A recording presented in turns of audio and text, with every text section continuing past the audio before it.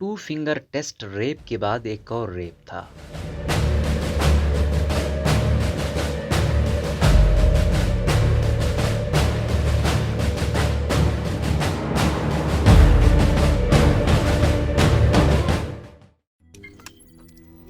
रोजनामा कुदरत की वीडियो देखने के लिए अभी YouTube चैनल पर सब्सक्राइब करें और बेल आइकन पर भी क्लिक करें।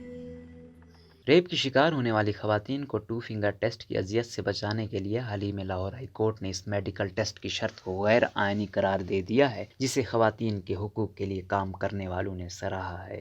रेप के बाद जब मेरा टू फिंगर टेस्ट हुआ तो यूं महसूस हुआ कि वही अमल मेरे साथ उस टेस्ट के दौरान दोबारा दोहराया गया है। मुझे फिर रेप किया गया है। जिस लेडी डॉक्टर ने यह टेस्ट किया उसे खुद भी ये टेस्ट नहीं करना आता था। फिर उन्होंने अपने एक सीनियर मर्द डॉक्टर को बुलाया, जिन्होंने आते ही सिर्फ ये बताने के लिए कि उनका तजर्बा कितना ज़्यादा है, वही टेस्ट मुझ पर आजमाया और लेडी डॉक्टर को उसी वक्त रिपोर्ट में लिखने के लिए उस टेस्ट का नतीजा भी बता दिया। ये किस्सा रेप की मुतासरा एक खातून ने सिद्रा हुमायूं को खुद बताया, जो गुज़िश्ता 2 दहाइयों से रेप से मुतासरा खातून और बच्चों और इंसानी व खवातीन के हकूक़ के लिए काम कर रही है। इंडिपेंडेंट उर्दू को रेप की शिकार एक खातून की आप बीती बताते हुए सिद्रा ने मजीद बताया, मेरे ख्याल में रेप की शिकायत लेकर जाने वाली खवातीन बहुत बहादुर होती हैं, जिसका अंदाज़ा कोई आम शख्स नहीं लगा सकता। अफसोस की बात यह है कि रेप से मुतासरा एक खातून जो पहले ही ट्रामा में होती है, उसे पहले से बताए बगैर, उसे कुछ भी समझाए बगैर या उसकी मर्जी जाने बगैर एकदम ये टेस्ट कर लिया जाए तो उसे यूं महसूस होता है कि जैसे ये मुआयना नहीं बल्कि कुछ और हुआ है। हाल ही में लाहौर हाई कोर्ट ने जिनसी तशद्दुद, रेप और बदफेली की शिकार खवातीन के टू फिंगर मेडिकल टेस्ट की शर्त गैर आइनी करार दे दी है। फैसले के मुताबिक टू फिंगर टेस्ट का इक़दाम आइन के आर्टिकल 9, 14 और 25 से मुतसादिम है,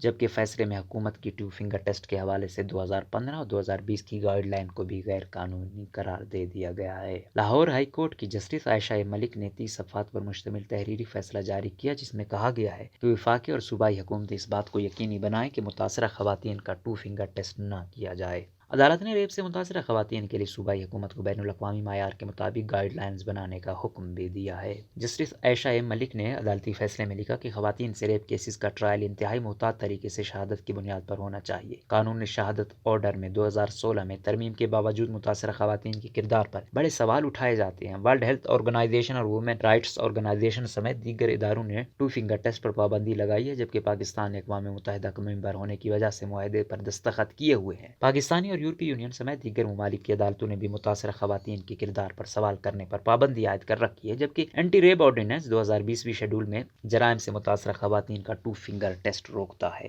रेप ऑर्डिनेंस के तहत मुतासरा खातून के किरदार कशी वाली शहादत काबिल कबूल नहीं होगी। टू फिंगर टेस्ट मुतासरा खातून को ही फोकस करता है, जबकि मर्द मुलजिम का टेस्ट नहीं लिया जाता। तहरीरी फैसले में यह कहा गया है कि सिर्फ खातून का टू फिंगर टेस्ट करना सनफी इम्तियाज पर मबनी है। अगर मुतासरा खातून टू फिंगर टेस्ट के बाद कंवारी ना पाई जाए तो इसका मतलब ये नहीं कि रेप नहीं हुआ। अदालती फैसले में आइन के आर्टिकल 9 और 14 का भी जिक्र करते हुए कहा गया कि टू फिंगर टेस्ट मुतासरा खातून के अपने जिस्म पर हक के बारे में उसकी प्राइवेसी में मुदाखलत करता है। टू फिंगर टेस्ट औरत की अजमत के खिलाफ है। ये टेस्ट लेने से कबल मुतासरा खातून से या उसके सरपरस्त से तहरीरी इजाजत ली जाती है, जो बामकसद नहीं। फैसले में मजीद कहा गया कि मुतासरा खातून के किसी मर्द पर ज्यादती का इल्जाम लगाने पर जरूरी नहीं कि उसका टू फिंगर टेस्ट लिया जाए। पंजाब हुकूमत ने टू फिंगर टेस्ट के मुतालिक 2020 की गाइडलाइंस और SOP जल्दबाजी में मंजूर किए। टू फिंगर टेस्ट क्या है और इसकी क्या अहमियत है? सिद्रा हुमायूं के ख्याल में टू फिंगर टेस्ट एक खुद साख्ता तरीक़ाकार है। ये टेस्ट रेप की शिद्दत जानने के लिए नहीं बल्कि ये जानने के लिए किया जाता है कि मुतासरा खातून ने जिनसी ताल्लुक का तजर्बा अपनी जिंदगी में कितनी बार किया है। ये टेस्ट सिर्फ उन औरतों पर किया जाता है जिनकी उम्र 16 साल से ज्यादा हो। रेप होने वाली छोटी बच्चियों पर यह टेस्ट नहीं किया जाता। सिद्रा कहती हैं कि कोई केमिकल टेस्ट नहीं है, ना ही तिबी लिहाज से इसकी कोई अहमियत है। इस खित्ते का इजाद किया हुआ टेस्ट है जो कि गलत और बीमार जहन की पैदावार है। ये तरीक़ाकार बदकिस्मती से सीनियर डॉक्टरों ने अपने जूनियर डॉक्टरों में मुंतकिल किया है। आज से 20 साल पहले भी मेडिकल लीगल रिपोर्ट में लिख दिया जाता था कि खातून जिनसी ताल्लुक की आदी है। इस पर हम एहतजाज किया करते थे कि मेडिकल रिपोर्ट में ये मत लिखें, क्योंकि अगर रेप होने वाली खातून शादीशुदा है तो जाहिरी बात है कि वो एक अज़दिवाजी जिंदगी गुजार रही है, और अगर उसका रेप हो जाता है और आप रिपोर्ट में लिख देते हैं कि मुतासरा खातून जिनसी ताल्लुक का तजर्बा रखती है, तो सिर्फ ये लिखने से उस मुतासरा औरत का केस कोर्ट में जाकर खराब हो जाता है। सिद्रा हुमायूं का कहना है कि जहां तक इस बात का ताल्लुक है कि खवातीन इस टेस्ट ٹیسٹ کی وجہ سے ریپ کی شکایت نہیں درج کرواتی تو میں اس سے متفق نہیں ہوں، کیونکہ خواتین کو تو یہ معلوم ہی نہیں ہوتا کہ کوئی ایسا ٹیسٹ بھی کیا جاتا ہے، خاص طور پر اگر ہم پڑھی لکھی یا ان پڑھ خاتون کو مد نظر رکھتے ہوئے دیکھیں۔ ضروری نہیں کہ اس ٹیسٹ کا پڑھی لکھی خاتون کو بھی معلوم ہوگا۔ انہوں نے مزید بتایا، المیہ تو یہ ہے کہ وہ لیڈی ڈاکٹرز جو یہ ٹیسٹ کر رہی ہوتی ہیں، جب نئی نئی اسپتال میں نوکری شروع کرتی ہیں تو خود ان کے لیے یہ ایک بہت حیران کن اور پریشان کن مرحلہ ہوتا ہے کہ اس ٹیسٹ سے ثابت کیا ہوگا۔ مختصراً یہ کہ یہ ٹیسٹ ایک انتہائی خوفناک اثر چھوڑتا ہے اس پر جو اسے کر رہا ہے، جس پر یہ ٹیسٹ کیا جا رہا ہے اور جو اسے ہوتا دیکھ رہا ہے۔ اس طریقہ کار کو ٹیسٹ کا نام بھی نہیں دیا جا سکتا۔ میں اسے ریپ کے بعد دوبارہ ریپ کے زمرے میں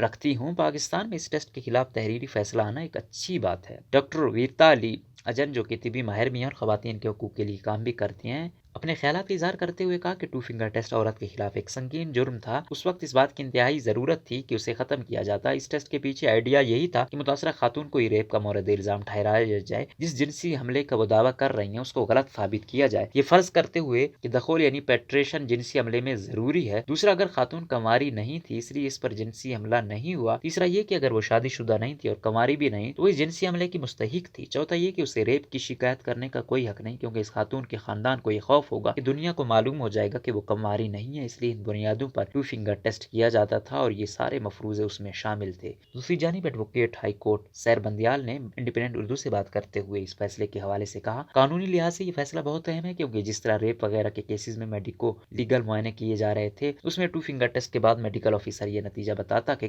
خاتون جنسی تعلق کی عادی ہے یا کنواری ہے۔ اگر نتیجے میں وہ عادی نکلی تو ان کا خیال ہوتا تھا کہ اس ریپ میں بھی اس کی اپنی مرضی شامل تھی۔ جب میڈیکو لیگل رپورٹ میں یہ نتائج لکھے جاتے تھے تو اس کی بنیاد پر عدالت فیصلہ کرتی تھی کہ خاتون چونکہ عادی تھی اور یہ عمل بھی اس کی رضا سے ہوا، اس لیے اسے ریپ نہیں کہا جائے گا، جس کا مطلب یہ ہوا کہ خاتون کے کردار اور اخلاق پر سوال اٹھا کر یہ کہہ دیا جاتا تھا کہ یہ تو بد کردار عورت ہے۔ سیر بندیال کے مطابق ہمیں ریپ کیسز میں ایسے فیصلے ملتے ہیں جہاں اس ٹیسٹ کی بنیاد پر ایسی زبان استعمال کی گئی۔ 2016 سے پہلے ایسی ججمنٹ زیادہ تھی، مگر 2020 میں ایک ایسی ججمنٹ آئی جس میں خاتون کے بارے میں یہی کچھ لکھا گیا، اس کے باوجود کہ 2016 میں قانون شہادت کے آرڈر میں ترمیم کی گئی اور بتایا گیا کہ اب عورت کے کردار پر سوالات نہیں اٹھائے جا سکتے۔ اب جو اس ٹیسٹ کے حوالے سے فیصلہ آیا ہے، ایک تاریخی فیصلہ ہے جس میں کہا گیا ہے کہ آپ ایسے سوال نہیں پوچھ سکتے، آپ ٹو فنگر ٹیسٹ نہیں کر سکتے کہ جس کے نتیجے میں آپ خاتون کے بیان یا گواہی کو تسلیم نہ کریں۔ ایسا نہیں ہے کہ ایک بد کردار عورت کا ریپ نہیں ہو سکتا۔ اس فیصلے نے ایک ایسا ٹیسٹ ختم کر دیا جس کی دنیا بھر میں کوئی طبی اہمیت نہیں ہے۔ یہ فیصلہ متاثرہ خاتون کے وقار کو تحفظ دے گا۔ انہوں نے مزید کہا کہ اس فیصلے کی دوسری اہمیت یہ ہے کہ قانون خواتین کو اچھی عورت یا بری عورت کے زمرے میں تقسیم کر کے یہ فیصلہ نہیں کر سکتا کہ ریپ میں کس عورت کی مرضی شامل تھی اور کس کی نہیں۔ آپ دوسرے ثبوتوں کو دیکھیں، دیگر میڈیکل ٹیسٹ کر کے دیکھیں، نہ کہ عورت کے کردار پر بات کریں۔ اس لحاظ سے یہ ایک اہم فیصلہ ہے۔